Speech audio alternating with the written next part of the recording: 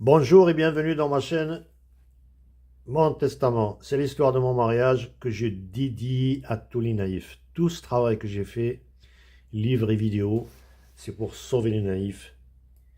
Et ma devise, les bourreaux et les pervers ne sont pas si intelligents, ce sont les victimes qui sont naïves. Donc à tous les naïfs, réveillez-vous. Cet épisode, c'est le numéro 5. Dans le premier, j'ai présenté mon livre. Dans le 2, j'ai raconté comment mon problème a commencé. Dans la 3, comment j'ai fait pour découvrir la vérité. Et le 4, comment j'ai tenté à réparer, à trouver une réconciliation. Ne faites pas ces fautes-là. Autant entre conjoints, il faut pardonner les fautes, mais les erreurs, c'est-à-dire quelque chose de structurel, de profond, de pensée, etc., il n'y a rien à pardonner. Pardon. Faites vos valises. Et dans cette vidéo, la 5, ce que j'appelle le cauchemar de mon mariage, on va le situer dans le résumé en 3 pages, le résumé du cauchemar. Le début, la vérité, la réconciliation, et là, j'en suis là, au ce que j'appelle le cauchemar. Donc, quand j'ai compris, il n'y a rien à réparer, j'ai convenu avec la mère de mes enfants d'un divorce amiable. On a fait un écrit, etc., pris rendez-vous avec le notaire, etc. Le jour J, et la mère de mes enfants refuse, en me déclarant, avec un ton détaché, en rigolant, je n'ai pas encore fini avec toi. Comme d'hab, j'ai rien compris, mais je ne vais pas tarder à le faire. C'est là que j'ai compris tout ce qu'elle a fait. Elle a tout préparé depuis belle lurette et continue encore dans cette perspective. J'ai eu droit à la totale. Qu'est-ce qu'une femme, de quoi une femme peut accuser un homme? De violence, d'inceste, d'adultère. J'ai eu le droit à tout, moi, plus l'empoisonnement. C'est ce que j'expose dans les pages 18 à 24. Tout ça, ça a été prémédité. Pourquoi? Ben, les buts, etc. C'est pas le moment d'en parler. Tant de haine, ni foi, ni loi. Franchement, moi, ça me dépasse. Hein. Donc, on va venir à ces accusations, ce que j'appelle le cauchemar. C'est ce que j'expose dans les dossiers qui sont publics et disponibles pour ceux qui le veulent, pages 18 à 24.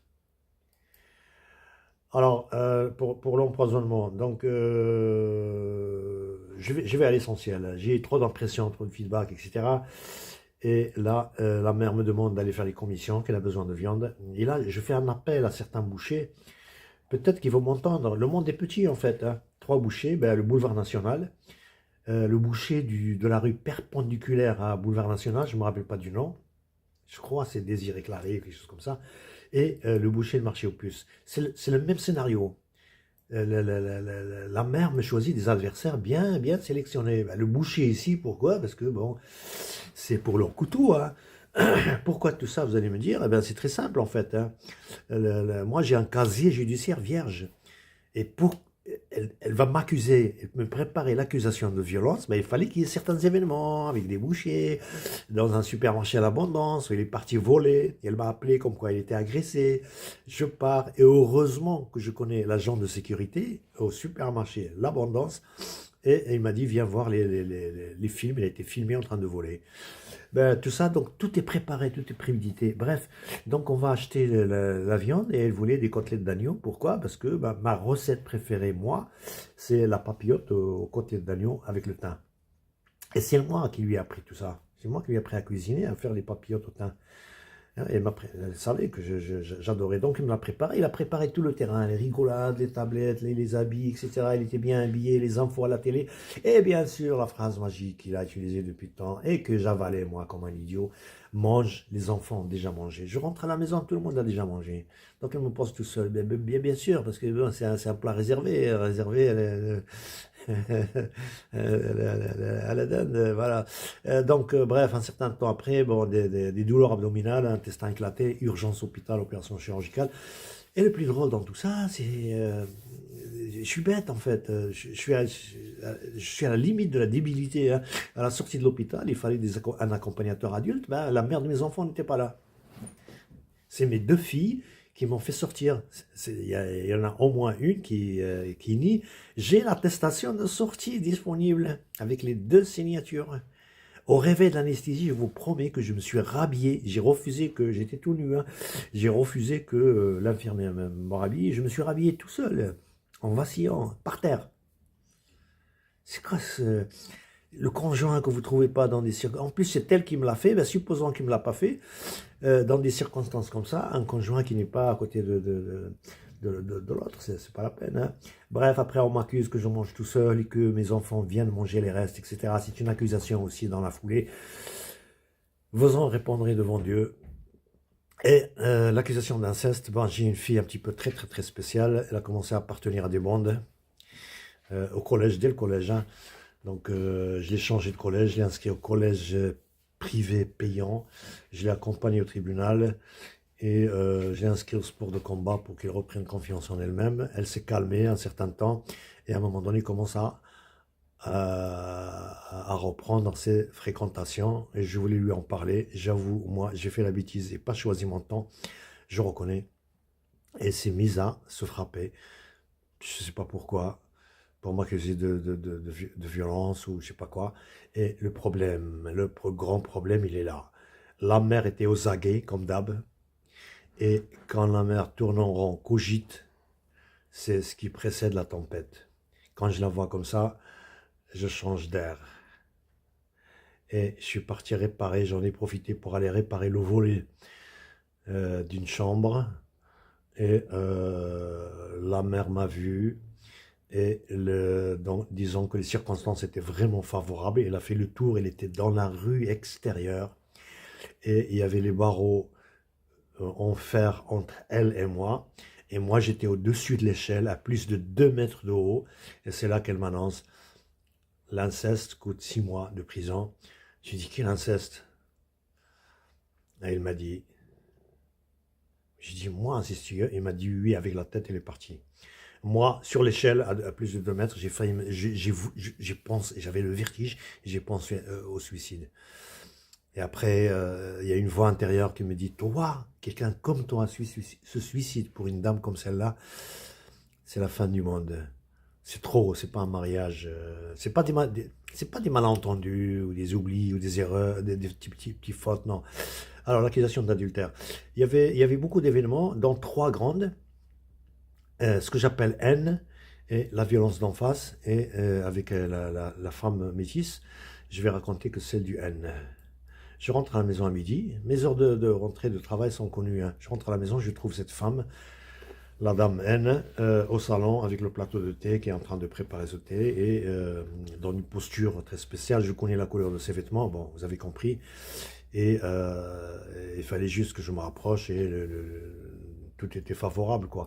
J'appelle la mère de mes enfants, elle ne me répond pas. Je cherche dans toute la maison, on a une maison grande. Toutes les chambres étaient ouvertes, les armoires ouvertes, mes papiers, mes sous-vêtements, tout est... Ça se fait pas. Déjà ça, ça se fait pas, c'est immoral. J'appelle la mère de mes enfants, je lui dis, tu es où? Il m'a dit, je vais faire les commissions, j'en ai pour 1 heure. Hein. J'arrive, oui, la dame telle m'a dit, oui, c'est moi qui lui ai donné les clés. J'arrive, j'en ai pour 1 heure. Question de me dire, t'as 1 heure. Je lui dis, tu arrives de suite, c'est urgent.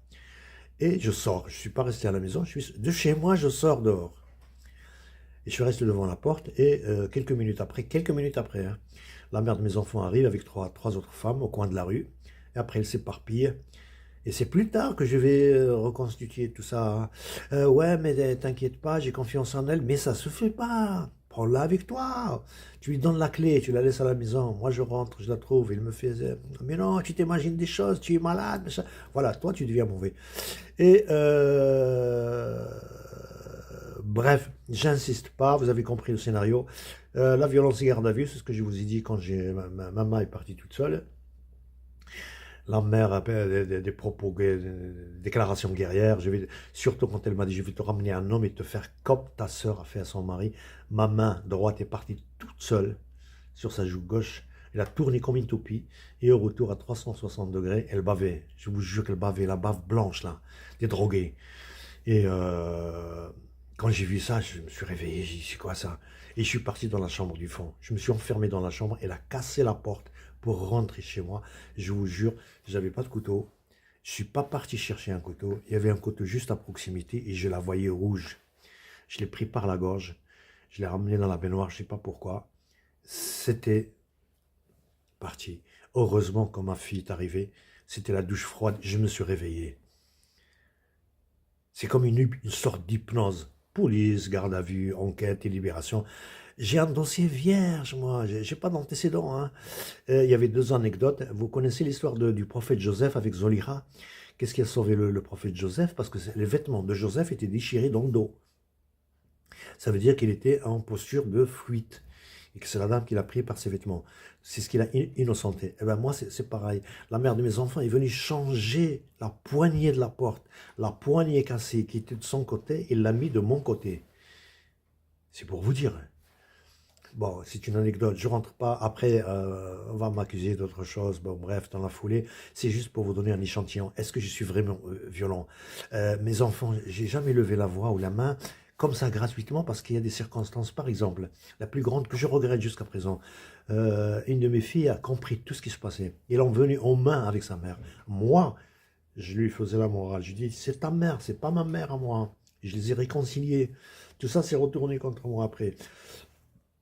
Une de mes filles qui était la mal-aimée de sa mère, et je l'ai sauvée des fréquentations. Elle avait raté son bac à cause des fréquentations. Je l'ai changé de lycée, du lycée public au privé. Je l'ai suivie. Elle a eu son bac, elle a eu sa formation, elle a eu son travail, elle s'est mariée. C'est là que je me suis un petit peu retiré et je l'ai laissé vivre. En 2025, il est venu me voir avec son mari et ses enfants, et un mois plus tard, elle ne me répondait plus. Bon, bref, violence avec la mère. En 25 ans de mariage, j'ai levé ma main à 3 reprises. 3 grandes reprises, et il y avait de quoi. La première fois, la toute première fois, elle m'a frappé avec la télécommande. J'en garde la cicatrice au visage. Et là, je l'ai massacré. Je ne me retenais pas. Et c'est là que j'ai pris le câble, le fameux câble dont elle parle. Je lui dis, si jamais tu oses lever la main sur moi, tu auras droit à ça. Je lui ai montré le câble. Depuis, plus jamais ni de menaces, ni de tentatives qu'elle me frappe. Voici l'histoire. Donc, je ne rentre pas dans les détails pour gagner du temps. Et deuxième événement où j'ai levé la main sur la mère de mes enfants, le déclic, ce que je vous ai raconté à la vidéo 1, la vidéo 2, et la page 8. Et la violence de la garde à vue que je vous ai raconté. Voilà les trois grands événements. Et il y avait de quoi, hein. D'après vous, je suis violent, je rentre à la maison, je trouve la mère, je ne sais pas comment il a fait, il a dû me droguer pour un somnifère, pour récupérer les clés, pour aller dans mon entreprise, et ouvrir la porte et se servir. C'est là qu'elle a récupéré les enregistrements, et il y avait une de mes filles présente, elle m'a dit, ouais, moi j'ai rien fait, moi je suis pas rentré, moi j'ai pas touché. Je me suis retenu, ma fille était là, devant mes enfants, je fonds, hein. Je suis bête, je suis naïf, je suis idiot. Pareil, des circonstances, exemple, hein. La mère qui drague, la mère de mes enfants qui drague le beau-père. Se retenir, c'est pas évident, hein. La mère qui me propose l'échangisme avec un couple, vous retenez, vous? C'est pas évident. Plus c'est là le changement, réputation. Elle a travaillé très, très, très, très longtemps pour salir ma réputation. Il y a beaucoup d'événements, je ne rentre pas dans les détails parce que j'ai pas le temps. Je voulais juste savoir, je voulais juste vous dire qu'est-ce que j'appelle le cauchemar. Voilà, c'est ça le cauchemar que j'ai vécu. Je vous le souhaite pas. Et prenez exemple, ne faites pas les erreurs que j'ai faites. La principale, c'est qu'il n'y a rien à réconcilier. Plus tôt vous comprendrez, mieux c'est. Moi, je l'ai compris au bout de 25 ans, ben, j'en paye les conséquences. Ces dossiers sont disponibles, hein. Ceux qui le veulent les recevront. Je suis à 14 minutes. Je crois que j'ai dit l'essentiel, et à la prochaine.